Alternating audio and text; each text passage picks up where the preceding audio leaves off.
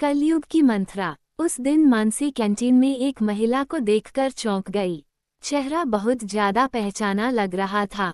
शायद यही हाल उस अजनबी महिला का भी था।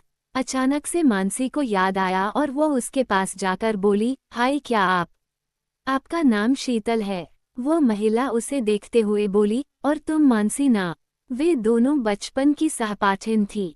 शीतल मानसी को देखती हुई बोली, पर तू यहाँ इस ऑफिस में? तेरे तो बहुत बड़े बड़े ख्वाब थे ना। तू तो आईएएस बनने का सोचती थी। मानसी थोड़ा सकुचाकर बोली, हाँ, सपनों में और हकीकत में अंतर होता है। पिताजी को बेटियों के हाथ पीले करने की जल्दी थी तो उन्होंने मेरी पढ़ाई को महत्व ही नहीं दिया। शुक्रगुजार हूँ अपनी सासू माँ की कि उन्होंने शादी के बाद पढ़ने और नौकरी करने की अनुमति दी। अरे अनुमति क्या देना, कमा रही हो तो उनके घर को ही भर रही हो ना। कौन सा खुद के पस में रख लेती हो? शीतल बालों को पीछे झटकते हुए बोली। नहीं नहीं, मेरी सासू माँ ऐसी नहीं है।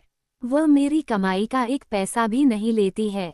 अच्छा चल, अब तू भी यहीं पर नौकरी कर रही है तो किसी दिन मिलकर बैठते हैं और बहुत सारी बातें करते हैं। ऐसा कह मानसी कैंटीन से अपने डिपार्टमेंट में वापस आ गई। 2-3 दिन के बाद एक दिन लंच टाइम में शीतल मानसी को ढूंढती हुई उसके डिपार्टमेंट में आई और बोली, चल ना कैंटीन में जाकर खाना खाते हैं। शीतल को देखकर मानसी खुश हो गई। बचपन में भले ही वे दोस्त नहीं थे पर साथ पढ़ने वालों को देखकर उनसे आने वाली अपने शहर, स्कूल, बचपन की सोंधी खुशबू से अपनेपन का एहसास तो होता ही है। मानसी बोली, मैं तो टिफिन लाई हूँ, आजा तू भी, साथ में ही खा लेते हैं। टिफिन में रखे गर्मा गर्म उत्तपम, चटनी, सांभर को देखकर तो शीतल बोल पड़ी, हे भगवान, ये सब बनाने के लिए तुझे कितनी सुबह उठना पड़ा होगा। मुझसे तो ये सब होता ही नहीं है। कितने दिन हो गए हैं ऐसा घर का गर्म नाश्ता किए हुए। मैं तो कुछ बनाती ही नहीं हूँ। सुबह काम करके आओ, शाम को जाकर फिर काम करो। ना बाबा, मुझसे तो नहीं हो पाता। तू कैसे सुबह सुबह इतना सब गर्म नाश्ता बना लेती है? मानसी ने बोला, मैंने नहीं, मेरी सासू माँ ने बनाया है। सुबह का नाश्ता मुझे वही बना कर देती है। ये सुनकर शीतल की तो आंखें चौड़ी हो गई पर फिर मुंह बनाकर बोली, अरे बेचारी, तुम सासू के साथ रहती हो तब तो तुम्हें बहुत काम करना पड़ता होगा और अपने मन का कुछ कर भी नहीं पाती होगी। ना अपने मन का खाना, ना पहनना, हर वक्त सास से दबकर रहना। मानसी उसे नकारते हुए बोली, नहीं, ऐसा कुछ नहीं है। मेरी सासू माँ तो मुझे शाम को भी रसोई में जाने नहीं देती है। कहती है थक कर आई हो, जाओ पहले थोड़ा समय बेटी मानवी के साथ खेलो, थोड़ा समय पति मानस के साथ बिताओ। अभी मेरे हाथ पैर चल रहे हैं और तुम्हारी खेलने खाने की उम्र है। काम करने को जिंदगी पड़ी है। सच में मेरी सासू माँ तो बहुत अच्छी है। सच कहूँ तो मम्मी से भी अच्छी। यहाँ तक कि उन्होंने तो शादी में दहेज भी नहीं लिया था। हे भगवान, मानसी तू कहाँ फंस गई? तेरी शादी को कितना समय हुआ है? कहीं ऐसा तो नहीं है कि तेरे पति में, खानदान में कुछ खोट हो? शीतल चिंतित होते हुए बोली। मानसी थोड़ा झुंझलाकर बोली, कैसा खोट? इतने सालों से साथ में हूँ। मानव तो इतने अच्छे हैं कि सिगरेट, शराब तो दूर, एक लौंग तक का व्यसन नहीं करते हैं। मालूम है, मेरे ससुराल में कोई भी मांस नहीं खाता है। मम्मी पापा ने भी शादी से पहले जब मैंने ऐतराज किया तो बोला, तो क्या हुआ, मांस खाना कौन बड़ी अच्छी बात है, तुम भी मत खाना। पर सासू माँ ने कहा, तुम्हें मांस पसंद है तो बाहर जाकर खा सकती हो, घर पर ही बनाना हो तो ऊपर छत वाले चौके में मैं सारा इंतजाम करवा दूंगी। हाँ, तो इसे अच्छी नहीं समझदार सास कहते हैं। उन्हें मालूम था कि को मना करेगी तो शायद तुम नहीं मानोगी, ऐसे उनके एहसान के नीचे दबकर शायद खाना छोड़ दोगी। सच कह रही हूँ ना मैं। अब तूने खाना छोड़ दिया है न? शीतल ने गंभीरता से कहा। मानसी विचार में पड़ गई। क्या ऐसा हो सकता है? मानसी को विचारों में खोया देखकर शीतल फिर बोली, तू आज भी बहुत भोली है। ससुराल में सब तेरे भोलेपन का फायदा उठाते होंगे। अच्छा बता, जीजू की सैलरी वो किसे देते हैं? मानसी सोचते हुए बोली, खुद रखते होंगे या माँ को देते होंगे, क्या पता, मैंने कभी जानने की कोशिश ही नहीं की। वैसे भी सारा घर माँ संभालती है और मानव घर के बड़े बेटे है तो उनकी तो जिम्मेदारी बनती है। मेरी भोली सखी, अच्छा हुआ मैं तुझसे मिली, नहीं तो सब तुझे लूट लेते। अरे पागल, इसीलिए तेरी सासू माँ तुझे रसोई में जाने नहीं देती। नहीं तो सोच ऐसी कौन सी सास होगी जो बहू के होते हुए भी काम करना चाहेगी। मैंने तो शादी के 2 महीने बाद से संजय की सैलरी का हिसाब रखना शुरू कर दिया था। अरे भाई, इसमें शर्म कैसी पति है मेरा। और 6 महीने बाद ही बोल दिया था कि मेरे घर में तुम्हारे माता पिता की कोई जगह नहीं है। मानसी आश्चर्य से शीतल को देखते हुए, तुम्हारे घर? अरे वह घर उनके बेटे का भी तो था। शीतल बोली, शादी के पहले तक, शादी के बाद नहीं। मालूम है बहुत इमोशनल ब्लैकमेल कर रहे थे संजय को, तो मैंने एक दिन अपने सास ससुर से बोल दिया, या तो मुझे चैन से अकेले रहने दो, नहीं तो तैयार हो जाओ जेल जाने के लिए। जहां एक बार दहेज उत्पीड़न का केस किया, फिर तुम्हारी और तुम्हारे बेटे की जिंदगी अदालत का चक्कर काटते ही बीतेगी। मानसी ने कुछ आश्चर्य कुछ अनमनेपन से अपना टिफिन खत्म किया। आज उसे टिफिन के खाने में वो अपनेपन प्यार का स्वाद नहीं आ रहा था, क्योंकि शीतल कटुता का नमक जो मिला गई थी। ऑफिस खत्म होने पर मानसी घर पहुंची तो रोज की तरह सासूमां ने मुस्कुराकर दरवाजा खोलते हुए हाल चाल पूछा। आज मानसी को वह मुस्कुराहट बनावटी लग रही थी, पर उसने तुरंत अपने मन में आए नकारात्मक विचारों को झटक दिया। पर आज उसने मानवी को गले से नहीं लगाया, उसकी दिन भर की बातें नहीं सुनी। वो हाथ मुंह धोकर सीधा रसोई में गई। माँ चाय बनाने जा रही थी। मानसी बोली, रहने दीजिए माँ, चाय मैं बनाती हूँ। क्योंकि मानसी के दिमाग में शीतल की बातें गूंज रही थी। एक ही ऑफिस में होने कारण शीतल अक्सर मानसी से मिलती रहती और हमेशा ससुराल वालों के बारे में उल्टी सीधी बातें कर मानसी के मन को उनके खिलाफ भरने की कोशिश करती, जिसमें कि वह सफल भी हो रही थी। अब मानसी भी सोचने लगी थी कि हाँ, साथ में रहने पर कितना मुश्किल है। सारा पैसा खर्च हो जाता है, सासू माँ पर, उनकी दवाइयों पर, रिश्तेदारों पर। अब जाने अनजाने मानसी की आंखों में एक छोटा सा ख्वाब पलने लगा था, एक छोटे से घर का, जहां पर सिर्फ मानसी, मानव और मानवी होंगे और कोई नहीं।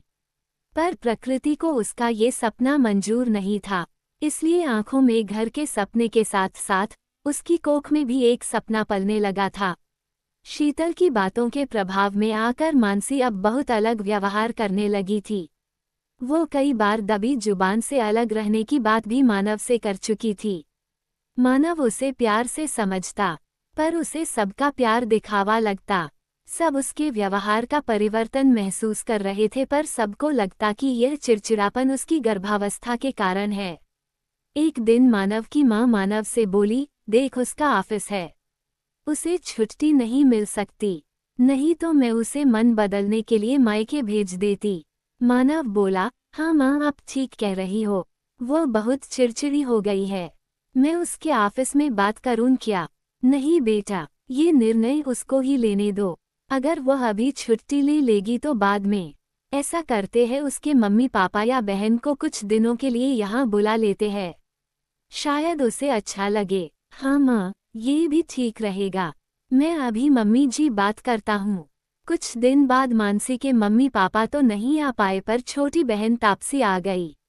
अब दोनों बहनें आपस में गप्पे मारती, कभी कभी सासुमाँ भी उनके ठहाकों में सम्मिलित हो जाती। एक दिन तापसी बोली, मानना पड़ेगा दीदी, तुम बहुत भाग्यशाली हो जो इतनी अच्छी सासुमाँ मिली है। मानसी मुंह बनाकर बोली, तू भी ना इनके बहकावे में आ गई, कोई अच्छी वच्छी नहीं है, सब नाटक है, बेटे को काबू में करके रखने के लिए, इसलिए तो दहेज नहीं लिया कि बहू एहसान तले दबी रहे।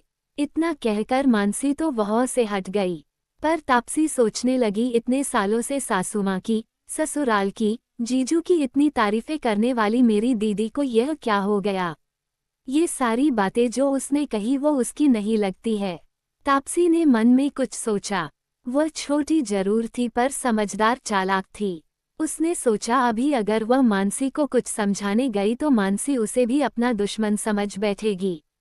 पहले पता लगाना पड़ेगा कि मानसी को ससुराल वालों के खिलाफ भड़का कौन रहा है। रात तो जब तीनों मतलब मानसी, तापसी और मानवी सोने जा रहे थे, साली साहिबा आई है तो मानव दूसरे कमरे में सोता है, तो मानवी के कहानी सुनाने की जिद पर तापसी बोली, चलो आज मैं तुम्हें कहानी सुनाती हूँ। फिर मानसी को देखते हुए पूछा, दीदू क्या आपने मानवी को वो धान और सत्तू वाली कहानी सुनाई है जो हमें मासी सुनाती थी? मानसी किंचित रोष से बोली, मैंने कोई कहानी नहीं सुनाई, ये तो इसकी दादी ने ही कहानी सुनाकर इसकी आदतें खराब की है। तापसी बहुत कुछ कहना चाहती थी पर चुप रह गई। गर्म तवे पर पानी डालने से फायदा नहीं, पहले आग बुझानी पड़ेगी। वो मानवी को अपनी तरफ खींचकर बाहों में समेटकर कहानी सुनाने लगी। मालूम है गुड़िया, बहुत समय पहले की बात है। तब ना तो यातायात के साधन थे, ना ही आजकल की तरह दुकानें और होटल। तब लोग पैदल ही यात्रा करते थे, क्योंकि घोड़ा आदि जानवर भी सिर्फ अमीरों के पास होते थे। तो लोग यात्रा पर जाते समय थोड़ा खाना या दूर की यात्रा के लिए सत्तू बांध लेते थे। मासी, सत्तू मुझे अच्छा लगता है, दादी गुड़ में घोल कर देती है आम के अचार के साथ। मानवी सत्तू की मिठास में खो गई। हाँ गुड़िया, सत्तू नमक के साथ भी खा सकते हैं और गुड़ के साथ भी, और यह पौष्टिक भी होता है और बनाना भी आसान होता है ना मासी? तापसी ने मानवी को चूमते हुए कहा। अरे वाह, मेरी गुड़िया तो बहुत समझदार है। हाँ तो ऐसे ही किसी सफर पर दो मुसाफिर एक कुएं पर मिले। एक के पास सत्तू था, एक के पास धान। मासी, धान मतलब जिसको कूटकर चावल निकलते हैं वह? मानवी आंखें बड़ी करते हुए बोली। तापसी बोली, हाँ वही मेरी गुड़िया। अब मानसी भी करवट बदलकर उन लोगों की बातों और कहानी का आनंद ले रही थी। भाई जो भी हो, बचपन की कहानियां हर उम्र में मन को गुदगुदा जाती है। तापसी ने कहानी को आगे बढ़ाते हुए बोला, जिस राहगीर के पास धान था उसने देखा सामने वाले के पास तो सत्तू है। उसने चालाकी करते हुए कहा, सत्तू लपे टू कब साना कब खाया कब चला, धान बेचारा कूटा खाया चला। ऐसा उसने 3-4 बार कहा। तो जिसके पास सत्तू था वो उसके कहने में आ गया। उसको भी लगा, सत्तू लपे टू कब साना कब खाया कब चला, धान बेचारा कूटा खाया चला। उसने विनती करते हुए धान वाले राहगीर से उसका धान ले लिया और अपना सत्तू दे दिया। धान वाले ने भी खूब एहसान जताते हुए अपना धान उसके सत्तू से बदल लिया और अपनी चालाकी पर मुस्कुराते हुए वहां से चला गया। थोड़ी दूर जाकर उसने सत्तू साना खाया और अपनी मंजिल की ओर बढ़ गया। वही धान पकड़े दूसरा राहगीर अभी तक समझ नहीं पाया था कि दूसरा राहगीर उसे ठगकर चला गया है। मानवी बोली, मासी वह सत्तू वाला राहगीर बिल्कुल बुद्धू था क्या? वह धान को कूटकर कब चावल निकलेगा, कब पकाएगा तो कब खाएगा? तापसी बोली, बुद्धू तो नहीं था, पर बुद्धू ही कहलाएगा अगर कोई ऐसे किसी की बातों में आ जाएगा। मानवी बोली, मासी ऐसा नहीं होता है। कोई भी इतना बुद्धू नहीं होता कि बिना सोचे विचारे किसी की बातों में आ जाएं। तापसी बोली, गुड़िया अभी आप छोटे हो, दुनिया ऐसे लोगों से भरी पड़ी है, आप समझ भी नहीं पाते कब ये अपनी मीठी मीठी बातों से आपके दिमाग पर काबू कर लेते हैं। फिर मानवी की ओर देखकर बोली, दीदू जग रहे हो या सो गए हो? वो गाना याद है जो मम्मी बचपन में सुनाती थी? इतना कहकर वो गाने लगी, मीठी मीठी बातों से बचना जरा, दुनिया के लोगों में है जादू भरा। मानवी भी साथ में गाने लगी। मासी पूरा गाना सुनाओ ना। नहीं गुड़िया, अभी सो जाओ, सुबह स्कूल जाना है ना। पूरा गाना कल स्कूल से आकर नानी से फोन पर सुन लेना। तापसी और मानवी तो सो गईं, पर मानसी की आंखों में नींद नहीं थी। वह मानो बचपन में पहुंच गई थी। उसके कानों में बार बार सिर्फ यही गाना गूंज रहा था, मीठी मीठी बातों से बचना जरा, दुनिया के लोगों में है जादू भरा। दूसरे दिन शाम को जब मानसी ऑफिस से घर आई तो चाय वगैरह पीने के बाद तापसी बोली, दीदी आप मुझे कहीं घूमने नहीं ले गए इस बार? मानसी बोली, इतने सालों से तो हर बार घूमती है, अब कुछ बचा भी है तेरे लिए। ठीक है कल छुट्टी है, कल मॉल चलेंगे। क्या दीदू, मॉल तो मैं वहां पर भी घूम लेती हूँ। आपने बताया था ना आपकी बचपन की कोई दोस्त यहाँ आपको मिली है, वो कई बार यहाँ घर पर भी आ चुकी है। चलो ना, मुझे उससे मिलवाओ ना, तापसी ठुनकते हुए लाड़ से बोली। ठीक है तो उसे कल घर पर बुला लेती हूँ, मानसी खुशी से बोली। तापसी बोली, दीदू मुझे घूमना है। आप उनको क्यों बुलाओगी? चलो न हम जाकर उनको सरप्राइज देते हैं। मानसी बोली, हाँ ये भी ठीक रहेगा। वैसे भी वह कई बार मुझे अपने घर आने के लिए कह चुकी है, उसे अच्छा लगेगा। वास्तव में तापसी ने कुछ दिनों में विचार करके यही निष्कर्ष निकाला था कि जब से दीदू ने अपनी सहेली के बारे में बताया था उसके बाद से दीदू का व्यवहार बदल रहा है। दूसरे दिन दोपहर को खाना खाने के बाद मानवी, मानसी और तापसी तीनों ही कार से शीतल के घर के लिए निकल गए। रास्ते में उन्होंने शीतल की बेटी के लिए उपहार और चॉकलेट भी ली थी। शीतल के घर पहुंचते उन्हें लगभग 3 बजे गए थे। मानसी थोड़ा नाराज हो रही थी कि मुझे शीतल को फोन करके बताने तो दे कि हम आ रहे हैं, कहीं वो घर पर नहीं हुई तो क्या हम इंतजार कर लेंगे।